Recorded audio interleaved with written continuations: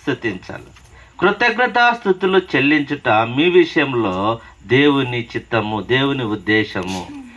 ఏమి జరిగినా ఇంటిలో, ఏ కష్టకార్యం జరిగినా, మంచి కార్యం జరిగినా దేవుణ్ణి స్తుతించేది మీ విషయంలో దేవుని చిత్తం అంట. ప్రతి క్రైస్తవుడు నేర్చుకోవాల్సిన విషయం ఏమంటే, ఏమి జరిగినా దేవునికి స్తుతి చెల్లించాలా. సమస్యలు వచ్చిన దేవుని స్తుతించాలా, సంతోషం వచ్చిన దేవుని స్తుతించాలా, దుఃఖం వచ్చిన దేవుని స్తుతించాలా, పట్టరాని ఆనందం వచ్చినా దేవుణ్ణి స్తుతించాలి.